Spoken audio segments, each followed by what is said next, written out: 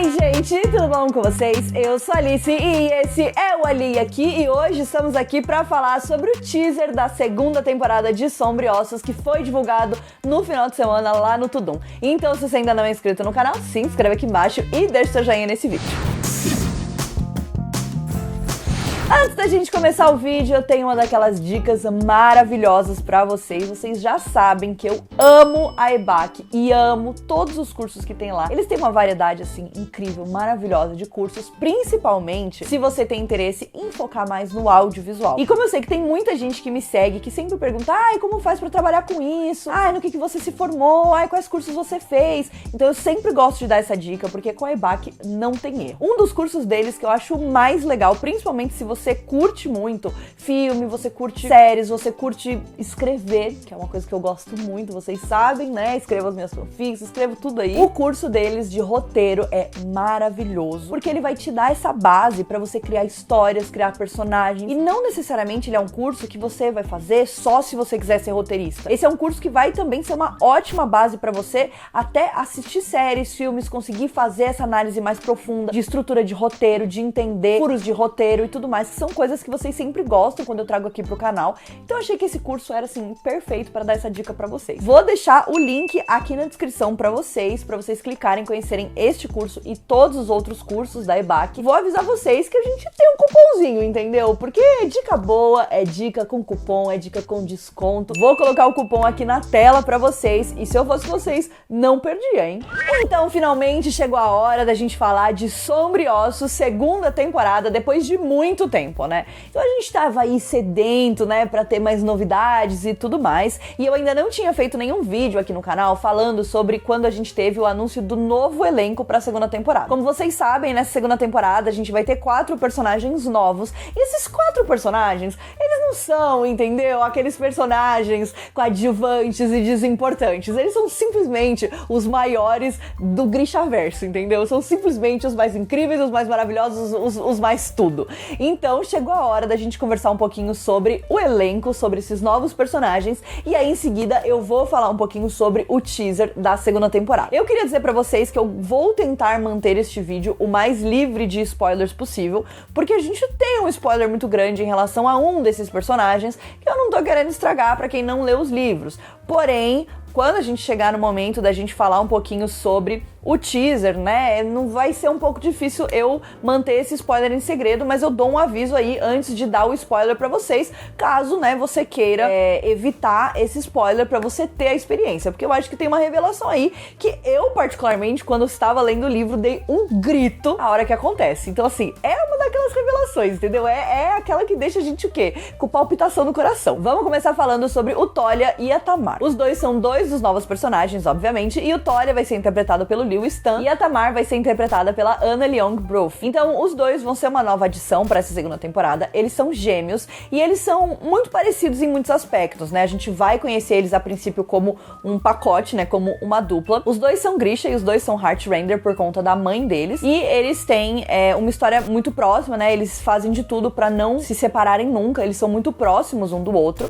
Mas, apesar de tudo isso, eles têm, obviamente, diferenças entre si, já que eles são pessoas diferentes. Porém, vamos falar um pouquinho sobre as coisas que eles têm em comum. Então, os dois, apesar de serem Grisha, eles acabam usando muito a batalha corpo a corpo, né? Então, a gente com certeza vai ver momentos de ação bem intensos, inclusive porque a gente já viu o Lewis Tan, que é o ator do Tolia, fazendo vários ensaios com espada, né? Inclusive, no videozinho, né, no teaser que a gente teve, que apresentava os personagens, já dá pra ver ele ali com as espadas e tudo mais. Então, eles são bem focados nessa coisa de combate corpo a corpo mesmo. E, com certeza, isso vai gerar várias cenas de ação pra essa segunda temporada, que eu, particularmente, estou bastante animada. E, além de tudo isso, eles também são muito conhecidos por serem extremamente religiosos, né? Então, quando a gente conhece esses dois personagens, e principalmente no segundo livro, que é o Sol e Tormenta, a gente vai mergulhar bastante na crença e na fé dentro do Grishaverso, né? Então, o Tolia e a Tamar e mais várias outras pessoas, eles acreditam muito nos poderes do Grisha, mas eles acreditam que isso é uma manifestação divina, né? Então, eles acreditam muito nessa divindade e eles enfim, direcionam toda a fé deles ali. E, inclusive, é por isso que eles acabam cruzando o caminho da Alina, já que pra esse segundo livro e pra essa segunda temporada, ela vai estar totalmente nesse patamar, né, de ser a Sun Summoner, então de ser essa figura mística, né, e divina que foi colocada ali de volta pra ajudar a salvar Ravka desse período de escuridão profunda e principalmente dessa ameaça gigante que é a ameaça do Darkling, né? Então, o Tolya e a Tamar, eles são partes muito importantes dessa crença, porque através deles a gente vai entender um pouco mais sobre o poder disso, né? E eles vão ser pessoas importantes para defender a Alina, né? E, claro, eles dois são braços direitos do Nikolai Lantsov, que é o nosso próximo personagem. Nikolai, que é, então, o príncipe de Ravka e que vai ser interpretado pelo Patrick Gibson. Eu sei que a escalação dele para este personagem é polêmica em alguns aspectos, mas eu vou dizer que pra mim não é polêmica de forma nenhuma, porque eu já tô completamente rendida por esse homem. Nikolai é um dos meus personagens favoritos do Grishaverso, de uma forma geral. Ele é um favorito de muita gente, né? Não vou dizer de todo mundo, porque, enfim, obviamente as pessoas têm opiniões diferentes, mas ele é um grande favorito, né? Inclusive, tem muita gente que diz que a trilogia, ela se tornou um pouco menos difícil de ler depois que a gente tem a introdução do Nikolai, porque ele é muito divertido, ele é muito carismático, ele é muito charmoso, né? E pra mim essas são as coisas mais importantes em relação ao Nikolai, e pelo que a gente viu, né, pelos vislumbres que a gente já teve, eu tô bastante satisfeita com a escolha do Patrick, eu tô muito feliz e eu tô muito animada pra ver, porque vocês já sabem que esse era um dos personagens que eu mais queria ver nessa segunda temporada. Inclusive, eu fiz um videozinho, eu coloquei nos shorts aqui do YouTube, que eu tô reagindo, né, ao anúncio e as primeiras imagens deles caracterizados. E foi assim, gente, eu achei que o meu coração ia sair pela boca de tão nervosa que eu tava, juro por Deus. Eu achei que eu ia ter um troço. Nesse dia eu não conseguia nem reagir direito, porque eu só conseguia chorar, entendeu? Eu só conseguia chorar, eu tô com vontade de chorar agora só de lembrar da sensação que foi ver esses personagens e ver o Nikolai pela primeira vez. Gente, sério, eu estava preparada porque a gente sabia que esse anúncio ia vir, a gente sabia que essa revelação ia vir no sábado, no dia do Tudum. Nem o mundo inteiro teria me preparado pra como eu me senti vendo o Nikolai, sério, tipo assim, foi sinistro, sinistro. Então o Nikolai é esse personagem maravilhoso, cativante, né? Ele é tão tudo isso, né, que ele tem a sua própria duologia, que vem logo em seguida de Six of Crows e Crooked Kingdom, que é o King of Scars e Rule of Wolves, que são os dois últimos livros do Grishaverso, né? A Ali Bardugo, ela já falou que, por enquanto, ela não tem intenção de continuar escrevendo sobre o Grishaverso, provavelmente também porque ela tá bastante focada na série e porque a série também tá seguindo caminhos diferentes dos livros, né? Então talvez seja difícil pra ela tentar equilibrar, né, as duas coisas, já que são duas coisas que estão se afastando cada vez mais, mas ainda assim, né, o Nikolai, ele é bastante popular e ele é um personagem que passa por bastante coisas, né, muitas coisas horríveis acontecem com ele, acontece com todo mundo, né, mas muitas coisas horríveis acontecem com ele, mas ele encontra, então, a Alina e ele vê nela a solução pros problemas dele, né, então o Nikolai, ele quer se tornar, então, um herdeiro de Ravka, porque, por enquanto, é o irmão mais velho dele, né, que é o herdeiro, mas o irmão dele não liga muito pra políticas e coisa e tal, e o Nikolai, ele é bem engajado nesses aspectos, então ele quer ter uma carta na manga, e a carta na manga dele é ter a Sun Summoner do lado dele, né, é a ter ela disposta a se aliar a ele e ajudar ele a subir ao poder, né, e a ter esse poder pra derrotar, então, essa grande ameaça contra a Ravka, que é o Darkling, pra ajudar ele a tirar a Ravka desse buraco enorme que o país entrou aí, né, nesses últimos tempos. Então o Nikolai tem essa pegada assim, só que ele e a Alina tem uma química de milhões e simplesmente eles mexem com o meu coração, entendeu? Então assim, a Alina realmente, ela pode estar passando por muitos problemas, sim, mas ela é uma mulher de sorte, entendeu? Porque ela simplesmente atrai todos os homens maravilhosos dessa trilogia, entendeu? Então, às vezes é sobre isso. E bom, se existia alguém que eu estava mais animada pra ver do que o Nikolai, esse alguém é o Wylan Van Eck, que é interpretado agora pelo Jack Wolf, que desde o primeiro momento, desde o primeiro momento, ele é simplesmente perfeito. Se existe um elenco mais perfeito do que o elenco de Six of Crows, né, dos nossos 6 corvinhos, eu desconheço, sinceramente, porque todas as escolhas foram feitas, eu nem sei dizer. Eu amo muito esses 6. Eu acho que eles trazem exatamente tudo que eles precisam pros personagens. Eles têm uma dinâmica muito maravilhosa entre eles, né? Dá pra ver que eles são muito amigos. Então, desde que anunciaram, né, que o Jack Wolf ia ser o Wylan, a gente viu fotos de bastidores, a gente viu fotos deles juntos, entendeu? Vamos falar um pouquinho sobre o Wylan, porque além de ser a 6ª parte dos Corvos, né, e de ser uma figura muito importante que a gente tava sentindo falta, o Wylan também é um personagem maravilhoso, porque o Wylan, diferente dos outros Corvos, não vem, né, desse mundo de mercenários e ladrões e desse mundo mais obscuro aí de Ketterdam que os Corvos vêm, né, que o Kaz, a Inej e o Jasper e também, enfim, a Nina e o Matthias, mais ou menos, né? Mas enfim, ele vem de um outro lado. Então, o Wylan, ele é filho de um grande mercador de Ketterdam e ele acaba sendo deserdado, né? Na verdade, o pai dele tenta matar ele, porque é uma relação bem saudável, assim, né? Que eles têm, assim, é uma coisa bem tranquila. Então, o pai dele tenta matar ele porque ele não considera o Wylan um herdeiro à altura do império dele, porque, apesar do Wylan ser um gênio musical e um artista muito talentoso, o Wylan é disléxico e ele não sabe ler. E o pai dele acha isso uma grande vergonha e ele não quer que esse seja o herdeiro dele. Então, depois que ele consegue engravidar a nova esposa dele, né, a madraça do Wylan, ele decide se livrar do Wylan. E assim o Wylan vai parar num lado bem ruim da cidade, né? E ele acaba encontrando pessoas que não têm exatamente os melhores interesses, assim, em mente, mas ele se junta a essas pessoas, porque o que a gente gosta? A gente gosta de um found family, entendeu? A gente gosta aí de um grupo de pessoas completamente desequilibrados, mas que de alguma forma passam por problemas juntos e no final eles acabam o quê? Se amando mais do que a própria família de sangue, né? Então, assim, é totalmente sobre isso, entendeu? É totalmente sobre isso. E o Wylan, que a princípio seria uma vantagem, né, que os Corvos teriam porque o pai dele é um grande antagonista, né, dos drags de uma forma geral, o Wylan, ele se mostra também bastante apto a causar grandes explosões e mexer com bombas e explosivos de uma forma geral. E isso acaba sendo bem útil, né? Se você tem um grupo de mercenários que eventualmente precisa explodir várias coisas. Então ele se torna muito valioso, né? E por isso ele é incluso, então, no nosso grupo, que finalmente está completo. Os nossos 6 corvos estão completos,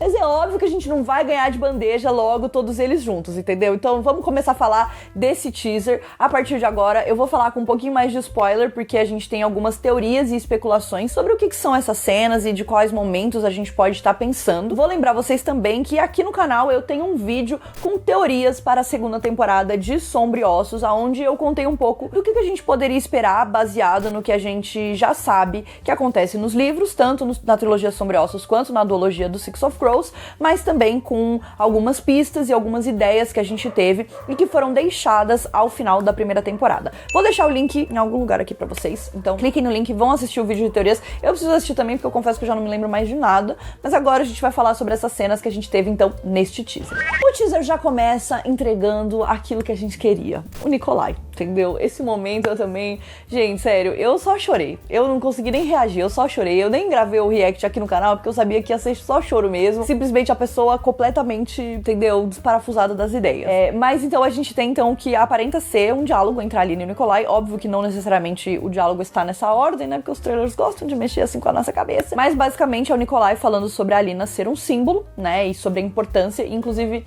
muito curioso, porque essa fala dele me lembrou muito Jogos Vorazes, né? Porque então a Katniss era esse grande símbolo da revolução. E querendo ou não, a Alina, ela assume um papel muito parecido, né? Principalmente nesse 2º livro, de ser essa pessoa que vai liderar, e não é exatamente uma revolução, mas é uma resistência contra o Darkling, né? E os planos dele de basicamente jogar a escuridão em cima do país inteiro. Então ele fala sobre ela ser um símbolo e ela fala que ela é a Sun Summoner, né? E realmente ela é. E ela tá simplesmente perfeita, maravilhosa. Inclusive, a Alina terá o quê? Um grande makeover nessa temporada, no final da temporada. No final da temporada, né? No começo da próxima. Eu tô animada pra ver, entendeu? A Jessie Lee, inclusive, ela já cortou o cabelo, está belíssima, maravilhosa, perfeita, tudo pra mim. E eu tô bastante animada. Mas eu já tava o quê? Eu já tava hiperventilando desse momento, entendeu? Nessa conversa entre os dois. Eu quero muito ver esses momentos, porque é exatamente isso. A Jessie, ela tem química com todo mundo, né? Inclusive, né, se você nunca viu a Jessie interagindo com a Danielle, que é a atriz da Nina, por favor, faça esse favor pra você mesmo, porque elas são absolutamente o meu tudo, entendeu? Elas são tudo.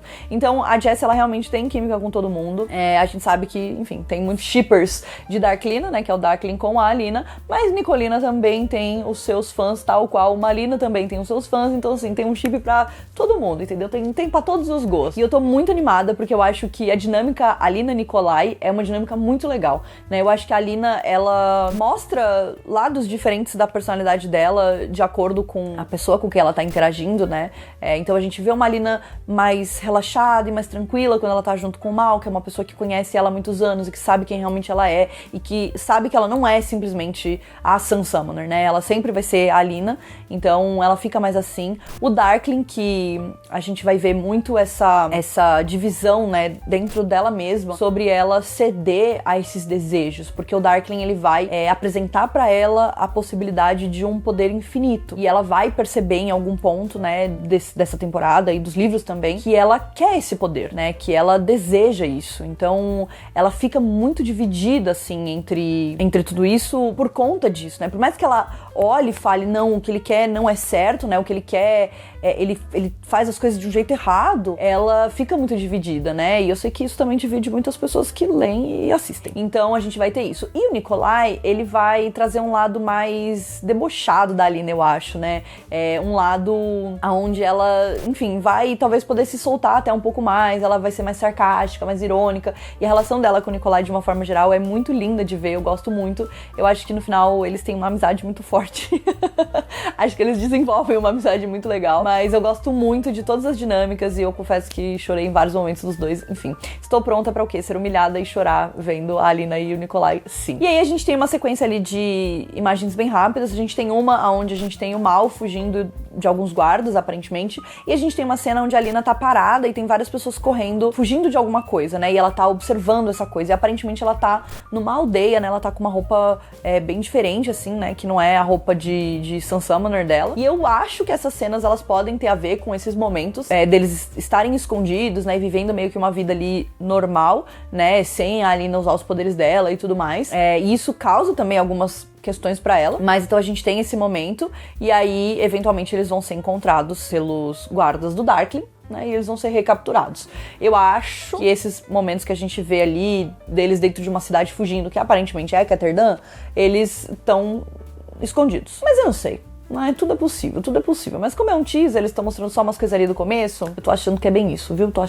Além disso, a gente tem também uma cena do Nikolai e do Tolya, e tem uma outra pessoa que eu não sei quem é, eu não consegui reconhecer. Eu não prestei atenção, na verdade, porque eu estava focada no Nikolai e eu não tenho vergonha de admitir. Enfim, eles estão andando ali dentro de uma caverna. É possível que essa caverna seja a caverna onde eles vão se esconder eventualmente, né? Com a Alina. Pode ser que também não seja, porque essa parte que eles se escondem é bem mais pra frente, né? Então, pode ser que seja uma outra coisa, eles procurando ali um amplificador, de repente, né? Que tem ali aquele momento que eles vão estar fazendo isso. Então pode ser que seja um pouco diferente. Estou curiosa. Porém, se eu puder ver o Nikolai, pra mim, eu estou satisfeitíssima, entendeu? A gente tem também Nikolai, Tolya e Tamar no barquinho.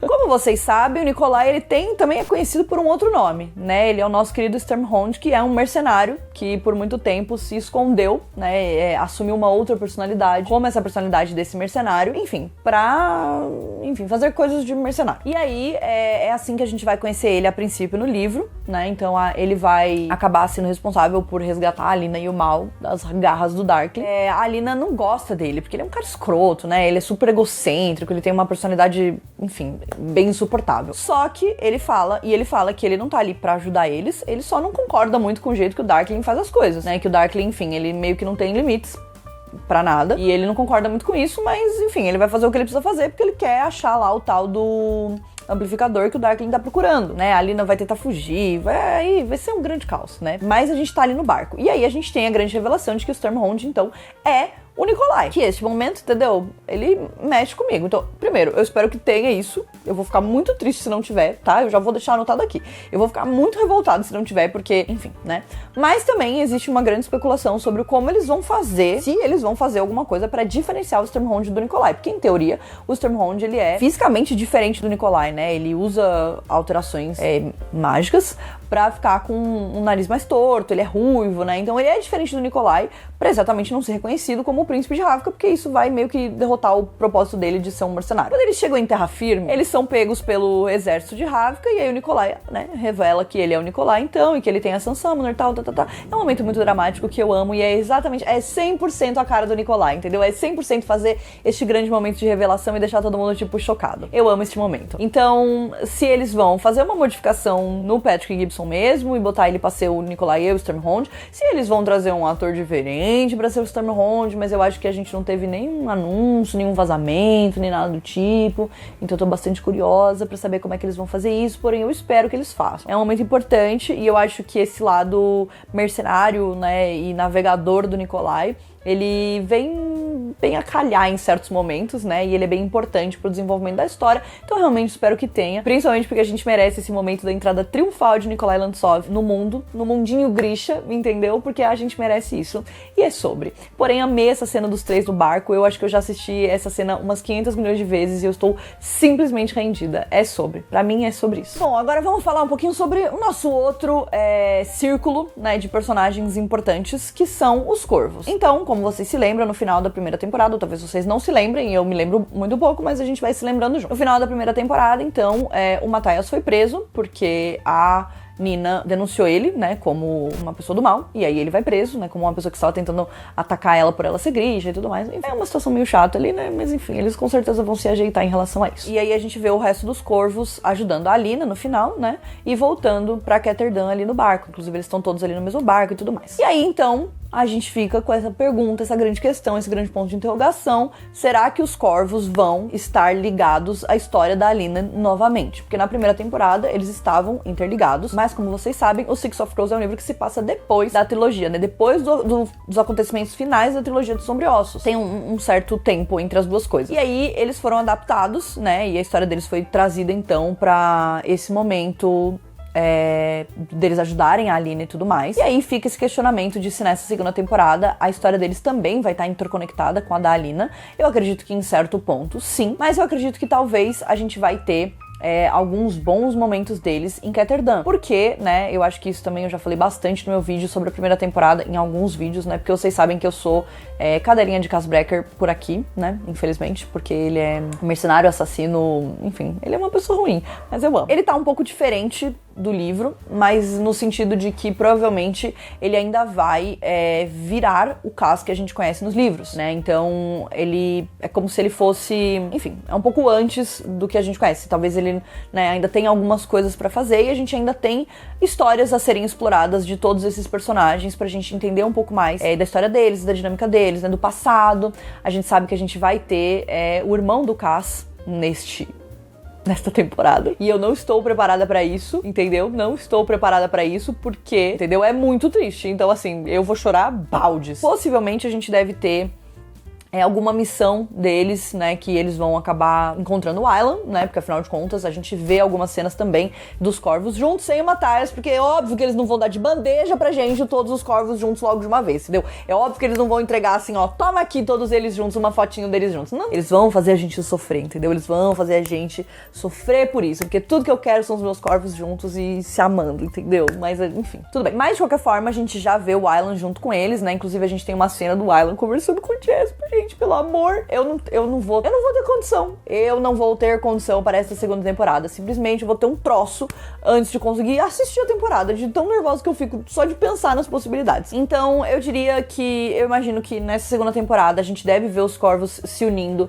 para tirar o Matthias da cadeia, possivelmente, mas é aquilo, né? O Cas, ele não faz nada só pela bondade do coração dele, então ele não vai fazer isso só porque a Nina pediu e é isso aí, né? Ele precisa ter motivos a mais pra isso, tal qual motivos a mais pra ele ter acolhido, né, o Aylan no grupo. Então, talvez todas essas histórias estejam interligadas, a gente vai ter uma grande missão deles em Ketterdam que vai envolver juntar o Aylan e se vingar do pai do Aylan e soltar o Matthias e fazer alguma outra coisa. Então tem várias coisas aí que estão dando umas dicas, mas pode ser que isso seja uma parte da história deles, tal qual na primeira temporada a gente teve uma parte onde eles tiveram uma missão, né, que eles precisavam entrar e roubar coisas e tal, e aí depois a história deles foi mais conectada com a história da Alina, a ponto deles, enfim, se encontrarem, interagirem e tudo mais. Então, provavelmente a gente deve ter, eu diria isso, né, estão rolando mais uma vez rumores de um possível spin-off focado só nos corvos, porque, como a gente também já falou, né, a história da Alina,